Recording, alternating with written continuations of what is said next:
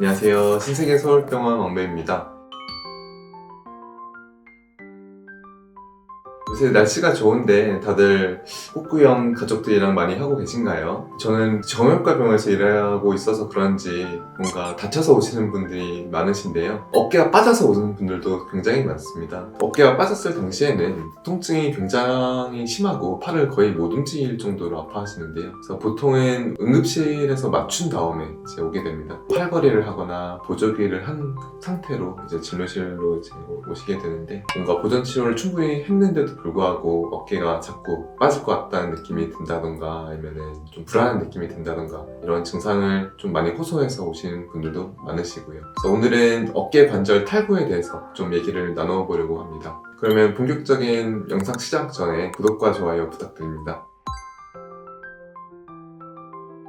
이제 어깨가 앞쪽으로도 빠질 수 있고 뒤쪽으로도 빠질 수가 있는데요. 보통은 앞쪽으로 많이 빠지게 됩니다. 유발 원인은 대부분은 외상이죠. 어깨가 빠질 당시에는 환자분들마다 좀 그 자세는 다르겠지만 90도 외전시킨 자세에서 외회전이 과하게 되었을 때 어깨가 앞쪽으로 빠지게 되고요. 어깨 관절은 저희 몸에서 가장 관절 가동 범위가 큰 관절입니다. 180도 방향으로 움직일 수 있다고 보시면 되는데요. 어깨 관절의 가동 범위가 넓은 만큼 쉽게 빠질 수 있는 관절이기도 합니다. 이제 환자분들께서 이제 질문을 하실 때 어깨가 왜 이렇게 잘 빠지냐 질문을 해주시는데, 면적이 작은 티 위에 그 골프공이 놓여져 있다고 생각을 해보시면 됩니다. 살짝만 잘못 건드려도 이제 쉽게 떨어지고 그럴 수 있는데요. 어깨 관절도 마찬가지입니다. 동그란 상완골 뼈에 납작하고 면적이 좁은 견갑골 뼈가 붙어있는 이제 해부학적 구조인데, 불안정한 구조를 관절 와순이라는 구조가 360도 방향으로 상완골 뼈를 잡아주고 있습니다.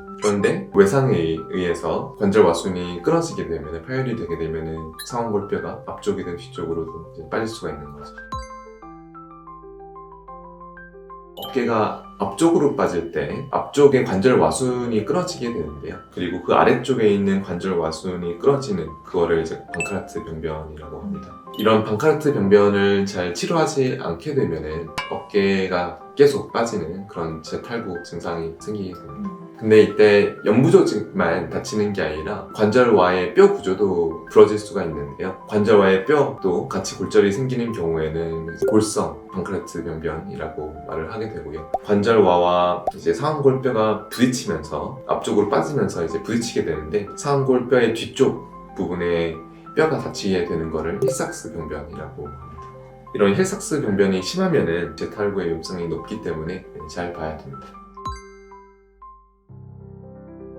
아까도 말씀드렸다시피 어깨가 빠져서 외래 진료실로 오시는 분들도 계시지만 대부분은 응급실에서 맞추고 오는 분들이 더 많은데요. 보조기를 착용하고 나면은 별다른 증상은 없습니다. 보조기를 보통은 4주에서 6주 정도 하게 되는데, 보조기를 풀고 나서도 어깨의 불안정성이 계속 된다고 호소하는 분들이 많이 계세요. 예를 들면 팔을 이렇게 위로 올릴 때 뭔가 불안하다던가 외회전하는 자세에서 어깨가 다시 빠질 것 같다 라고 호소해서 오시는 분들이 많고요. 방카라트 병변을 오랫동안 지속되는 분들의 경우에는 이거를 직접 쉽게 본인이 맞추고 이제 오시는 분들도 많은데요. 이런 경우에는 이미 관절 와순이 많이 파열이 진행이 됐다고 보시면 됩니다.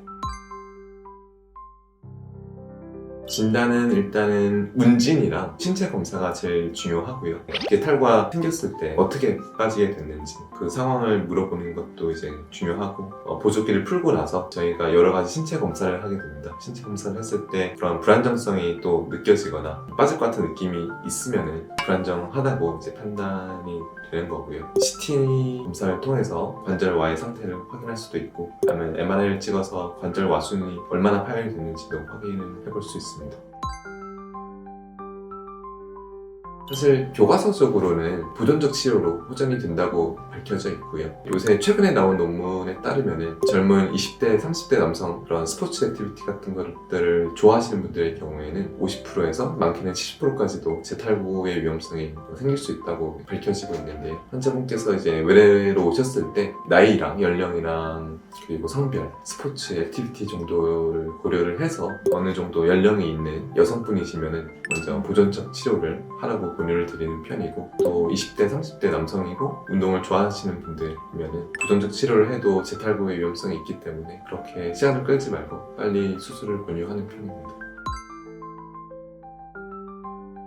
수술의 방법도 이제 파열 정도에 따라서 다양한데요. 이제 대부분의 경우에는 관절경으로 파열된 관절 와순을 봉합해주는 수술로 간단하게 끝낼 수 있는데요. 만약에 힐삭스 병변이 있고 이제 관절 와순을 봉합을 하고 나서도 수술장에서 확인했을 때 불안정성이 더 계속 보이면은 극하번을 이제 힐삭스 병변으로 다시 봉합을 해주는 림프리사지 수술을 시행해 볼 수도 있고요. 부러진 부위가 너무 많으면은 레터젯 수술이라는 거를 해볼 수도 있습니다.